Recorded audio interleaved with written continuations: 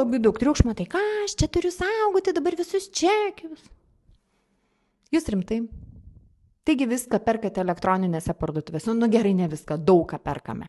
Ypač brangius daiktus.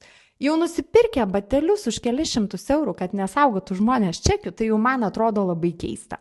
Jeigu jūs dar neturėjote susiformavę tokio įpročio, tai linkiu jau pradėti. Pas mane yra batų dėžė, kurioje yra visi čekiai ir aš ją saugau ne dėl deklaravimo, nes nekenčiu Vintedo. Nekenčiu Vintedo dėl to viso tenai vykstančio proceso ir appso ir kad mane ten nuskemino vieną kartą.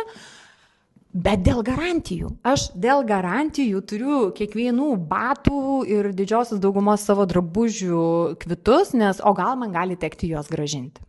Taigi, dar kartą atsidarom deklaraciją. Žiūriu, 13 kodas, asmeniniai daiktai iki 2500.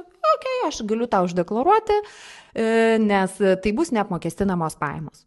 Ramu. Jeigu jum kažkokia neaiškia motivacija vedami, Vintedas kažką įdėjo į 93 kodą, o 93 kodas reiškia, kad tai yra individuali veikla, bet ne Vintedui spręsti, ar jūs vykdote individualią veiklą ar ne. Galimai jie įsivedė algoritmą, ten turėjai daugiau negu 50 sandorių, viskas, čia individuali veikla.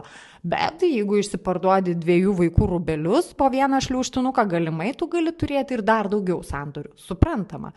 Tai jeigu jūs žinote, kad tai nėra veikla, kad jūs nebėgote iš Mutkino nupirkti kažko ir perpardavinėti ir neturite ten normalios parduotuvės jau pasidarę tam Vintede, tai jūs ir perkelkite tuos pinigus į 13 kodą. Tai dar kartą kartoju, ką Vintedas sugalvojo, tai nėra šventa karvė ir kažkoks pasakymas ir jums kryžiaus uždėjimas ir jau viskas dabar tempsite kryžių iki grabo lentos. Taip nėra. Pažiūrėkime, kada VMI sako, kad jūs vykdote individualią veiklą. Gal jūs net nežinot, kad jūs tokią vykdot.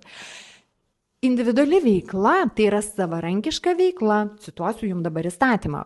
Tai yra įstatymo komentarai, kurie atitinka 2 požymiai. Tai yra tęstinumas, būdingas tam tikras periodiškumas, pastovumas, žmogaus nuolatinis siekis uždirbti pinigų nuolat, ane? Tęsiasi tie procesai ir savarankiškumas, tai yra aš nesu pavaldus kažkam kitam.